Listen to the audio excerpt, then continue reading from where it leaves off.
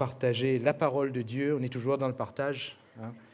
Et nous allons le faire ensemble, si vous voulez bien, à partir d'un texte qui se trouve dans le livre des Nombres, au chapitre 19, versets 18 et 19.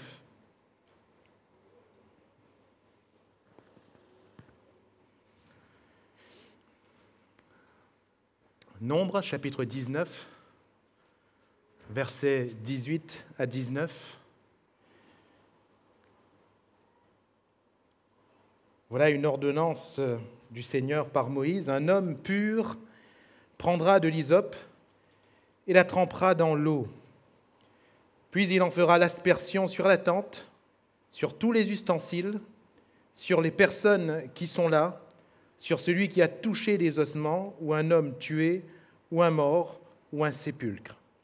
Celui qui est pur fera l'aspersion sur celui qui est impur le 3e jour et le 7e jour, et il le purifiera le 7e jour. Il lavera ses vêtements et se lavera dans l'eau, et le soir, il sera pur. Amen.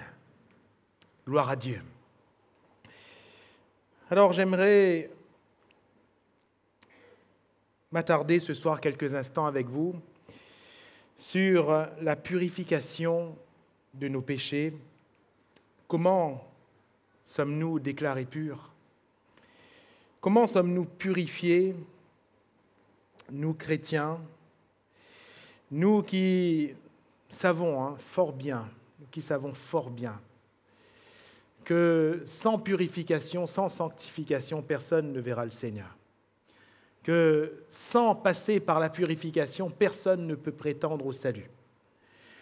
Et si nous ne sommes pas purs devant Dieu, nous sommes perdus. Nous pouvons être bien devant tout le monde. Nous pouvons être considérés de tout le monde.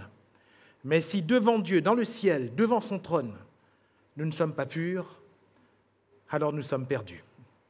Nous sommes perdus. On peut chanter des louanges, on peut rester assis, se mettre debout, on peut lever les mains ou les baisser. Quoi que ce soit qu'on fasse, si nous ne sommes pas purs devant Dieu, nous sommes perdus. On peut même prendre le repas du Seigneur. Si nous ne sommes pas purs devant Dieu, nous ne prenons qu'un jugement contre nous-mêmes. Mais ce n'est pas pour nous la rédemption. Nous pouvons dire Jésus, nous pouvons prier tous les jours et toute la journée. Si nous ne sommes pas purs devant Dieu, nous sommes perdus. Perdus. Sachant que Dieu, quand il regarde les hommes, et c'est le psalmiste qui va nous le déclarer, quand ses regards parcourent la terre, quand ses regards parcourent les fils de l'homme, lui, il ne s'intéresse premièrement que d'une chose. Qui est juste? Qui est pur? Et la Bible nous dit que le premier constat de Dieu a été le suivant. Il n'y a pas un juste, pas même un seul. Tous sont perdus, tous sont pervertis. Mais nous savons que le Seigneur l'Éternel, voyant qu'aucun de nous ne pouvait prétendre à ce salut, la Bible nous dit, et c'est Jean qui va le déclarer, il nous a tellement aimés. Mon frère, ma sœur, cher ami, il t'a tellement aimé qu'il a donné son Fils unique, afin que quiconque croit en lui ne périsse point. C'est-à-dire que quiconque croit en lui ne soit plus perdu. Alléluia. Mais qu'on soit sauvé. Qu'on soit sauvé. Le salut dépend donc de la purification. Notre salut ce soir dépend de notre pureté. Et si parfois nous nous posons la question, Seigneur, oui, tout ça on sait. Oui, on sait que Jésus a offert sa vie à la croix et on sait que c'est au travers de sa vie que nous sommes sauvés, au travers du don de sa vie que nous sommes sauvés. Ça, nous le savons certainement intellectuellement. Cela, nous confessons de nos lèvres et certainement que dans une ambiance chrétienne, eh bien, on s'y plonge aussi.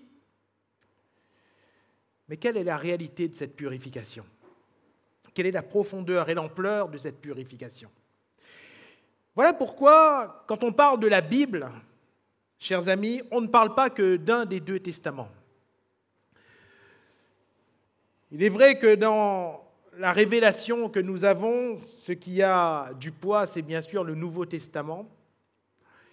Mais Paul va dire à Timothée, toute écriture est inspirée de Dieu et utile pour nous. Alléluia. Toute écriture. Et laissez-moi même vous dire que lorsque Paul écrit à Timothée, le Nouveau Testament n'est pas encore sorti. Il parle forcément de l'Ancien Testament. Et il dit que toute écriture de cet Ancien Testament est inspirée de Dieu. Est-ce que Dieu prenait plaisir aux animaux sacrifiés? Non. Est-ce que Dieu prenait plaisir à des rites religieux? Non. Est-ce que Dieu prenait plaisir à un peuple qui venait observer des traditions qu'il a lui-même données? Non. Ce peuple m'honore des lèvres, va-t-il dire, mais son cœur est éloigné de moi. Son cœur est éloigné de moi. Des fois, le peuple revenait à l'Éternel et il y a cette déclaration qui revient. Dans le livre des rois, dans le livre des chroniques. Ça pourra être un autre sujet de partage. Les hauts lieux ne disparurent point. Les hauts lieux ne disparurent point. Pourtant, le peuple y revenait. Mais comme un contraste, l'auteur disait « mais » ou bien « cependant », les hauts lieux ne disparurent point. Parce qu'il y avait une confusion. Et il y avait un mélange qui faisait que ce peuple ne se sanctifiait pas comme il le devait. Et puis il y a eu des hommes, un peu comme le roi Ézéchias ou d'autres encore. La Bible nous dit qu'eux, ils ont fait disparaître les hauts lieux, de sorte que le peuple est complètement revenu à l'Éternel. Et mes frères et mes sœurs, le but de notre partage ce soir n'est pas une condamnation. Je n'ai pas le pouvoir de condamner. Et je ne crois pas non plus que le Seigneur veuille condamner qui que ce soit. Sinon, il ne nous parlerait pas. Au contraire, le Seigneur veut nous sauver. Alléluia! Le Seigneur veut nous sauver. C'est pour cela qu'il nous parle de ce qui est important, notre purification. Le fait pour nous d'être entièrement à l'Éternel, non seulement par la confession de nos lèvres, mais aussi par notre cœur. Alléluia. Un homme pur prendra de l'hysope. Et ici, le Seigneur va dire que si quelqu'un est impur, il n'y a qu'un homme pur qui puisse le purifier. Et mes frères et mes sœurs, comprenons par là que nous ne pouvons pas nous purifier nous-mêmes. Ce n'est pas possible.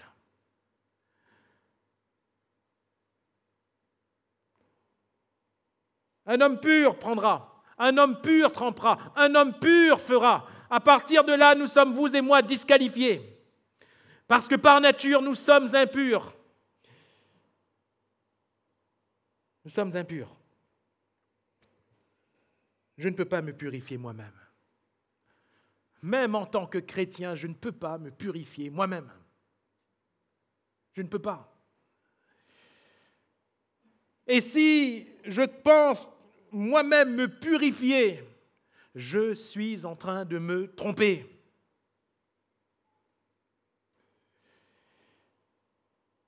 Et combien de chrétiens aujourd'hui se trompent? Combien se trompent? Je ne peux pas me dire en moi-même, après tout, le Seigneur a offert sa vie pour moi à la croix, il me lave par son sang, Seigneur, lave-moi, ça y est, je suis pur. Je ne peux pas vivre dans le péché, je ne peux pas toucher à ce qui est impur, puisque c'est ce qui est dit dans le texte. Je ne peux pas toucher à ce qui est impur et ensuite m'essuyer la bouche et dire c'est bon, je suis pur. Je ne peux pas vivre dans l'impureté et dire ensuite ah c'est bon Seigneur, tu me pardonnes, je suis pur. La purification n'est pas un bouton sur lequel on appuie et on dit ça y est, je suis pur. Frères et sœurs, prenons garde parce que c'est là une séduction grave. Grave, très grave. On ne peut pas dire, Seigneur, après tout, tu as vu les circonstances. Après tout, on a des excuses, Seigneur. Seigneur, là j'ai retouché à ça parce que. Seigneur, il y a eu ceci. Vous croyez que Dieu il tient compte de nos parce que? Dans le verset, le salaire du péché, c'est la mort, il y a une virgule. Et après, c'est écrit, à moins que, parce que. À moins qu'il y ait une circonstance atténuante? Non. Le salaire du péché, c'est la mort. Et la vie éternelle, c'est le don gratuit de Dieu. Alléluia. Mais le salaire du péché, c'est la mort. Et je ne peux pas me purifier. Rappelez-vous dans Matthieu chapitre 8, le lépreux, pourquoi il s'approche de Jésus? Dites-moi. Et pourquoi dit-il Jésus, si tu veux, toi, tu peux me rendre pur? Pourquoi? Parce qu'il ne peut pas se purifier. Il ne peut pas enlever sa lèpre, n'est-ce pas? Il n'y a pas de médicament. Il n'y a pas un traitement. Il n'y a pas une tisane de grand-mère. Il n'y a pas ni de tisane, ni de café grand-mère. Il n'y a pas. Ça ne fonctionne pas. Je ne sais pas s'il a essayé quelque chose, mais rien ne fonctionne. La Bible nous dit, l'Éthiopien peut-il changer la couleur de sa peau? Le léopard peut-il changer la couleur de ses taches? Frères et sœurs, si nous comptons sur nous-mêmes pour devenir purs, on va rester comme on est. Le salaire du péché, c'est la mort. Et si quelqu'un touche à ce qui est impur, il est impur. Frères et sœurs, au milieu de nous ce soir, si quelqu'un touche à ce qui est impur, il est impur. Il est impur. Nous ne pouvons pas nous purifier nous-mêmes. Non seulement nous ne pouvons pas nous purifier nous-mêmes, mais vous savez quoi? On ne peut pas non plus purifier les autres. Quelle sentimentalité nous avons parfois. Bon chrétien toujours, plein d'amour. Mais ce n'est pas l'amour de Dieu parfois qui nous anime, faisons très attention. C'est l'amour de la chanson, full sentimental. Et parfois, on pense que par amour, notre frère qui a péché, on va le voir, on tape sur Samuel. C'est pas grave. Regarde comment il fait pitié, frère. Pardonne Ali, il n'est pas grave, frère. Oui, ou l'a péché, d'accord, mais il n'est pas grave. Il n'est pas grave. Ou il est bon frère quand même. Regarde tout ça, ça fait au fait dans l'église. Regarde comment les frères se Yemaou. Il n'est pas grave si vous pêchez, mon frère. Il n'est pas grave. Continue.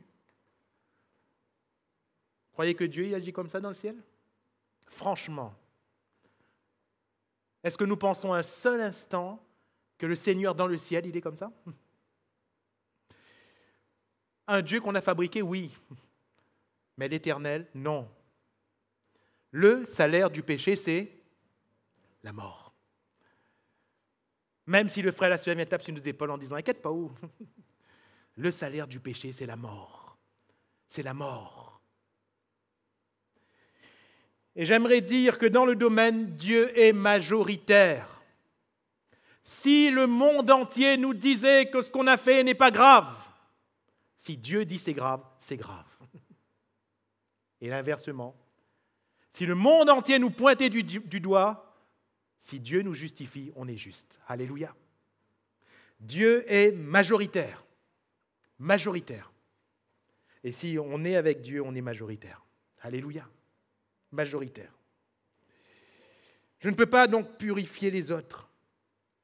Je ne peux pas, en caressant dans le sens du poil, en tapant sur l'épaule, je ne peux pas amener mon frère, ma sœur, à la pureté.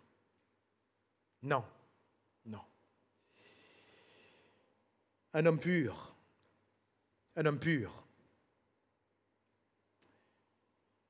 Et qui est l'homme pur?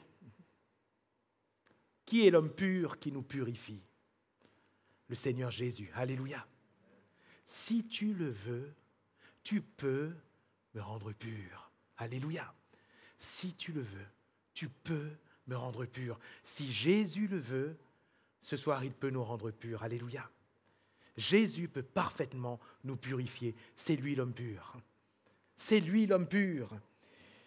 Et ce lépreux, il est venu vers Jésus parce qu'il savait que la solution n'était pas en lui. Il savait que la solution n'était pas dans ses semblables, dans les hommes, dans les femmes. Les hommes et les femmes l'avaient rejeté, l'avaient mis de côté. C'était obligé, sinon les autres pouvaient être infectés. C'était obligé.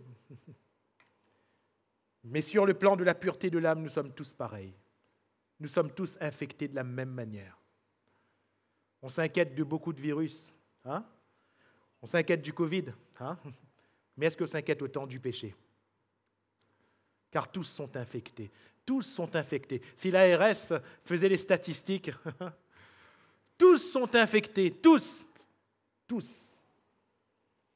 L'homme pur qui nous purifie, c'est Jésus. Et Jésus va dire à cet homme, je le veux, sois pur. Alléluia. Je le veux, sois pur. Comprenons une chose, Jésus veut nous purifier. Alléluia. Dieu veut nous rendre purs. Alléluia. C'est merveilleux de savoir que le Seigneur l'Éternel, qui peut nous juger, qui peut nous condamner, si le Seigneur jugeait ce soir, frères et sœurs, il y aurait beaucoup de morts, n'est-ce pas? Le salaire du péché étant la mort. Si le Seigneur descendait, qu'il jugeait ce soir, il y aurait beaucoup de morts. Pourquoi sommes-nous là vivants, respirant encore? Parce que Dieu veut nous sauver. Alléluia. Dieu veut nous sauver. Et j'aimerais dire, Dieu veut te sauver, Dieu veut me sauver. Le Seigneur veut nous purifier de nos péchés. Comment le savons-nous? Il a donné son Fils. Alléluia. C'est Dieu qui a donné l'homme pur à l'humanité, afin que nous soyons sauvés, afin que nous soyons purifiés. Jésus est l'homme pur. L'homme pur, en comparaison à tout le reste de l'humanité. Pourquoi? Parce que lui n'est pas comme vous et moi. Parce que lui n'est pas conçu dans la chair. Nous, étant conçus dans la chair, nous avons hérité d'Adam et Ève, eh bien, cette malédiction du péché. Le péché s'est attaché à nous. Dès le ventre de notre mère, dès le sein de notre mère, le péché s'est attaché à nous. Et par le péché, la mort également. C'est David qui va le déclarer. Je péchais dès le sortir du sein de ma mère. Notre texte en français nous dit, eh bien, ma mère m'a conçu dans le péché. Mais le texte littéral en hébreu nous dit, je péchais déjà quand je suis sorti dans le sein de ma mère. Je péchais déjà. C'est fort, hein? C'est fort. Pourtant, on est inconscient, mais le péché est déjà là. Il est attaché à nous. Il est attaché à notre vie. Mais Jésus, il a été conçu sans péché. Alléluia. Parce qu'il n'est pas né de l'accouplement d'un homme et d'une femme. Il est né par la puissance du Saint-Esprit. Alléluia. Marie n'a rien fait. Elle a été juste le saint qui a reçu Jésus par la puissance du Saint-Esprit dans le sein de la Vierge Marie. C'est Jésus qui est Immaculée Conception, car il est sans péché. Alléluia. C'est lui le saint enfant. C'est lui le saint Fils de Dieu. Jésus est l'homme pur. Parce que grandissant sur cette terre, vous allez me dire Fils de Dieu, oui, mais aussi Fils de l'homme. Tout autant Fils de l'homme. Il aurait pu se livrer à la chair. Il aurait pu se livrer au péché. Il aurait pu se livrer aux tentations qui se présentaient à lui, comme nous nous sommes livrés nous-mêmes. Car nous, vous et moi, nous sommes vendus au péché, par nature. Jésus, non. Jésus a été tenté en toutes choses, c'est-à-dire sur tous les terrains possibles. La Bible nous dit qu'il n'a failli en rien. Alléluia. Il est l'homme pur. Et sur le terrain de la tentation, il n'a pas été vaincu, mais lui a vaincu le diable. Alléluia. Il a vaincu le malin, de sorte que le malin n'a jamais eu le dessus sur Jésus-Christ, le Fils de Dieu, l'homme pur. Jésus est l'homme pur. Et c'est lui qui va dire, nous le répétons assez souvent, il est vrai, qui de vous me convaincra de péché? Le prince de ce monde vient, mais il n'a rien en moi. Il n'a rien en moi. C'est lui, l'homme pur, qui est capable de nous purifier de nos péchés. Et comment Jésus nous purifie-t-il, de nos péchés? Comment le fait-il?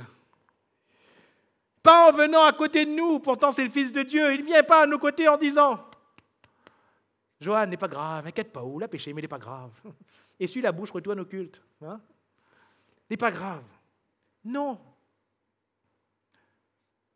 Il ne vient pas me voir en disant « Joanne, inquiète pas où ça arrive, ça. Vous voulez qu'un homme après tout? Inquiète pas où, inquiète pas. » Non. Ce n'est écrit nulle part. Au contraire, dans la parole de Dieu, dans la Bible, nous voyons que le péché est grave, n'est-ce pas? Oui ou non? Le péché est grave. Si le péché n'était pas grave, Jésus n'aurait pas donné sa vie à la croix.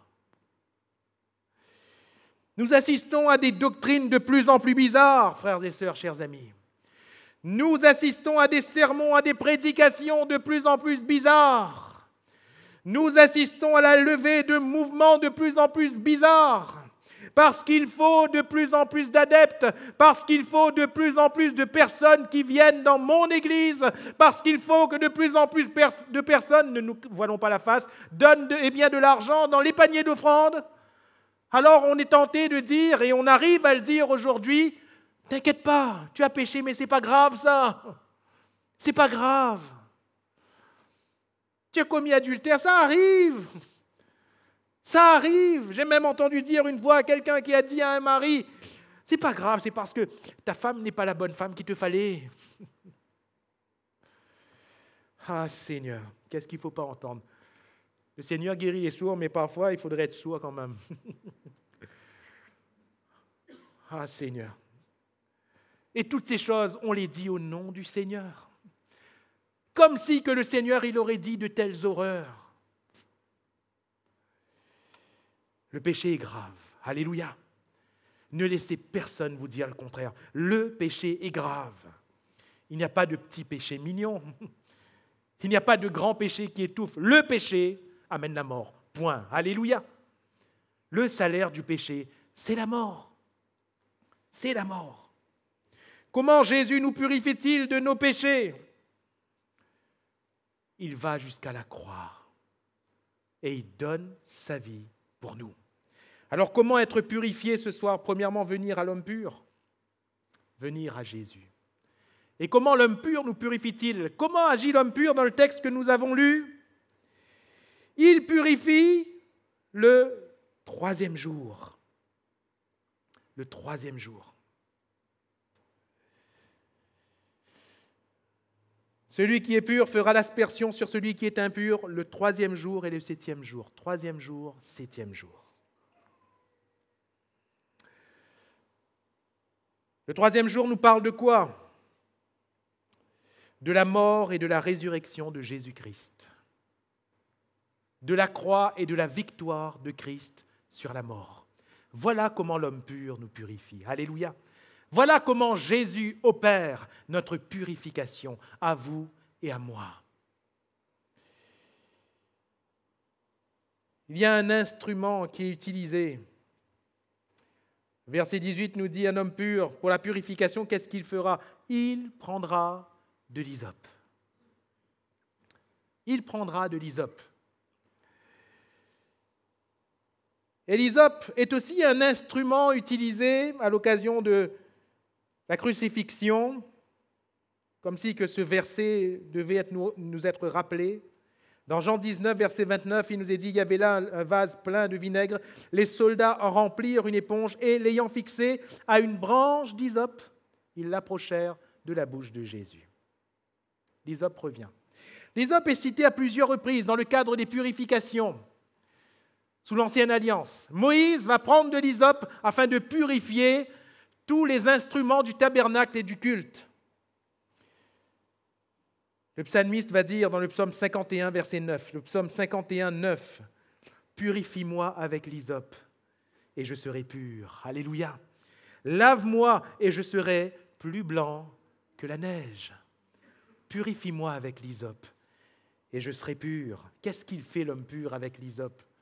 pour purifier. Qu'est-ce qu'il fait? Il trempe dans l'eau, pas n'importe quelle eau. Pas n'importe quelle eau. L'eau de purification. C'est l'eau qui a recueilli les cendres d'un animal sacrifié. Et quelle est l'eau par laquelle nous sommes lavés, nous sommes purifiés de nos péchés? Car si quelqu'un ne naît d'eau et d'esprit, il ne peut voir le royaume de Dieu. Quelle est l'eau qui nous purifie? C'est l'eau du sacrifice de Jésus-Christ à la croix du Calvaire. Alléluia. Car la purification, c'est la mort de Jésus et la résurrection de Jésus. Notre purification, c'est notre mort et notre résurrection en Jésus-Christ. Alléluia. C'est ainsi que nos péchés sont lavés. Sinon, nos péchés restent attachés à nous. C'est ainsi que nous sommes détachés. Comment quelqu'un est-il détaché de son péché? Comment? Eh bien, par la repentance. Comment par la repentance? Nous pouvons être dégagés d'une voie mauvaise.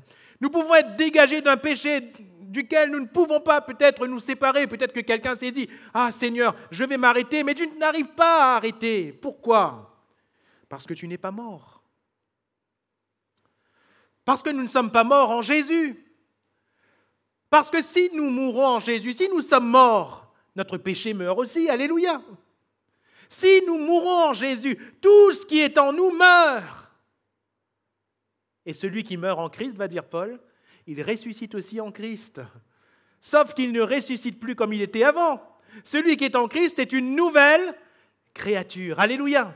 Les choses anciennes sont passées. Toutes choses sont devenues nouvelles. Toutes choses.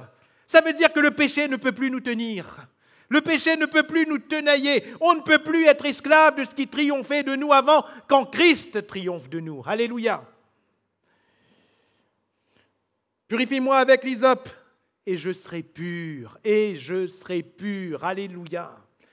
Et c'est ainsi que par le sacrifice de Christ, lui qui est mort à la croix et lui qui 3 jours après est ressuscité, si nous vivons ce 3e jour, si nous vivons cette mort et cette résurrection en Jésus-Christ, nous sommes purifiés. Alléluia. Nous sommes purifiés. Ce n'est pas fini. Il y a le 3e jour et il y a le 7e jour. Et ce 7e jour nous dit quoi? Nous parle de quoi? Ce 7e jour nous parle du repos de Dieu. Vous vous rappelez? La Bible nous dit que Dieu a créé le monde en 6 jours et le 7e jour, il s'est reposé. Ce qui a donné lieu pour les Juifs au fameux sabbat, le Shabbat. Le fameux sabbat. Car pendant 6 jours, ils pouvaient travailler. Pendant 6 jours, ils pouvaient faire toute œuvre servile. Pendant 6 jours, ils pouvaient porter des fardeaux. Mais le 7e jour, ils ne devaient rien porter. Ils ne devaient pas travailler. C'était leur sabbat à eux. Frères et sœurs, il ne s'agit pas pour nous d'observer un sabbat d'homme, quoique ça fait du bien de se reposer quand même un jour par semaine, ça fait du bien. De mettre pause sur nos activités quotidiennes pour passer une journée en famille, ça fait du bien. Et si vous en avez la possibilité, je vous encourage à le faire. Mais le véritable sabbat, il n'est pas là. L'auteur de l'Épître aux Hébreux, dans Hébreux 4, il nous parle du véritable repos, de ce fameux 7e jour. Et il va dire, si aujourd'hui vous entendez sa voix, n'endurcissez pas vos cœurs. Car ceux qui ont endurci leur cœur, qu'est-ce qu'ils ont fait? Qu'est-ce qui a paru dans la vie de ces hommes et de ces femmes qui ont endurci leur cœur?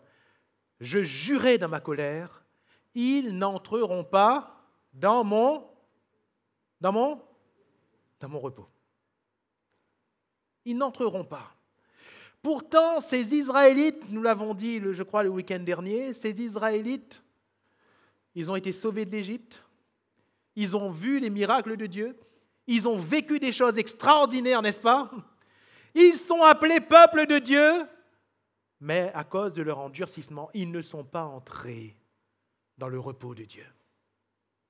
Frères et sœurs, nous sommes appelés enfants de Dieu, n'est-ce pas? Nous sommes le peuple de Dieu.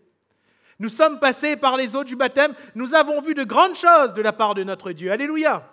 Quelqu'un peut-être a vu une guérison miraculeuse. Quelqu'un d'autre a vu une porte s'ouvrir. Un autre a obtenu un emploi. Nous avons vu diverses grâces et la main de notre Dieu dans tellement de domaines. Alléluia! Gloire à Dieu. Vous n'êtes pas amen? Vous avez peur de la suite? N'ayons pas peur de la parole de Dieu, frères et sœurs. Elle est pour notre salut. Cependant, Israël n'est pas entré dans ce repos et nous pouvons ne pas entrer dans ce repos. C'est quoi ce 7e jour du point de vue de notre purification? C'est quoi? Ésaïe chapitre 1er, verset 16. Ésaïe chapitre 1er, verset 16 à 20.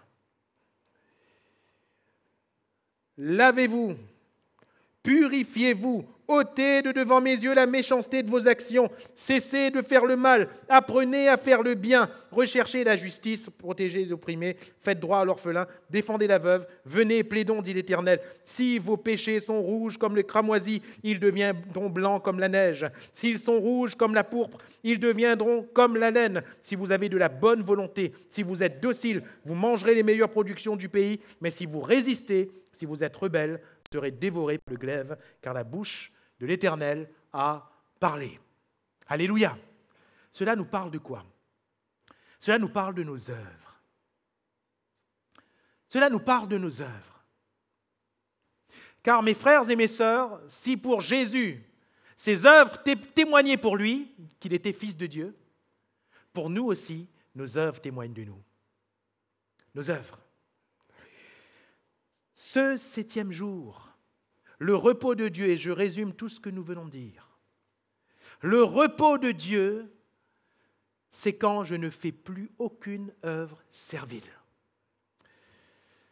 Quand je ne fais plus aucune œuvre d'esclavage. Quand je n'accomplis plus l'œuvre du péché. Quand je ne porte plus le fardeau dans mon cœur. Quand je ne porte plus le fardeau du péché sur ma vie. Et mes frères et mes sœurs, combien ont goûté à la grâce? Combien ont connu la croix et l'œuvre salvatrice de Jésus? Et combien, malheureusement, tombent encore, se laissent aller au péché? Combien vivent encore dans la servitude et se déclarent cependant libres? Oui, je suis libre. Mais tout en étant libre, tu pratiques le péché, tu n'es pas libre. Nous ne sommes pas libres. Nous ne sommes pas libres. Aussi le Seigneur va dire, lui qui a accompli l'œuvre, il a tout accompli. Alléluia, c'est ce que Jésus va dire à la croix. Tout est accompli. Il a tout accompli. Le Seigneur nous dit quoi? Lavez-vous, purifiez-vous. L'homme pur nous purifie. Oui. Mais voulons-nous nous purifier? Voulons-nous nous sanctifier? Voulons-nous mettre de côté nos péchés? Voulons-nous regarder nos fautes en face? Voulons-nous les assumer devant Dieu? Parce qu'il nous promet une chose. Il nous promet une chose. Si vos péchés sont comme le cramoisi, ils seront blancs comme la neige. Alléluia. S'ils sont rouges comme la pourpre, ils deviendront comme la laine. Bien sûr, la laine dans son état pur, elle est blanche. Elle est blanche. Si nous confessons nos péchés et si nous les abandonnons devant le Seigneur, alors là, il est fidèle et juste pour nous les pardonner et le sang précieux de Jésus nous lave. Alléluia. Le sang précieux de Jésus nous lave. Mais si je continue à vivre dans le péché, même si je déclare au Seigneur, « Ah Seigneur, merci pour la croix. Seigneur, tu m'as lavé. Seigneur, tu m'as purifié. » Je peux faire tourner ça comme un moulin, il n'y a pas de problème. Hein? Je ne serai pas pur. Je ne serai pas pur. Mais si nous venons au Seigneur à ce fameux troisième jour, dans la mort et la résurrection du Seigneur, nous mourrons nous-mêmes pour ressusciter par lui. Si nous venons, Seigneur, pour ce 7e jour, à savoir ce repos, où nous laissons tous nos fardeaux, où nous laissons toutes nos chaînes, où nous laissons toutes nos œuvres serviles, alors nous entrons véritablement dans le sabbat de Dieu. Et ce sabbat n'est pas un jour, ce sabbat c'est tous les jours. Alléluia. Le repos de Dieu est notre partage tous les jours. Nous sommes purifiés. Voilà pourquoi l'apôtre, quand il parle aux Corinthiens, eux qui méprisaient le repas du Seigneur, non pas que le repas du Seigneur avait une importance physique, mais eux qui méprisaient l'œuvre de Christ à la croix. Que va-t-il dire? C'est pourquoi parmi vous, il y a beaucoup de malades et qu'un grand nombre sont morts. Mes frères et mes sœurs, beaucoup au milieu de nous n'y arrivent pas, essayent mais n'y arrivent pas. Parce que cette base, on ne l'a pas. Cette base, à savoir la purification de nos péchés, on ne l'a pas honorée. On ne l'a pas honorée. On n'a pas honoré ce que Jésus a fait pour nous à la croix. Le prix si cher qui a été payé, on n'a pas honoré. On n'a pas honoré la mort de Christ, et cependant c'est pour nos péchés, c'est pour nos offenses, c'est pour tout le mal qu'on commet. Et nous, on replonge dans ce mal comme si rien n'était. Et on revient à l'église comme si de rien n'était. Et on prend la Sainte Seine comme si de rien n'était. Comme si de rien n'était, comme si Dieu ne voyait pas. Mes frères et mes sœurs, en conclusion, croyez-moi, ça fait un moment que, et là je vous parle, je vous ouvre mon cœur, ça fait un moment que j'ai quelques messages que j'aimerais vous apporter. Des messages d'études, des messages sur la grâce. Mais vous avez remarqué, non pas que j'ai le coco dur, mais vous avez remarqué que ce thème-là, il vient, il revient, il revient, il revient. Alors vraiment, humainement, là c'est l'humain qui parle, humainement, j'en suis désolé. J'en suis désolé. Parce que je peux le comprendre, Peut-être que certains vont dire, mais ça fatigue d'entendre la même chose.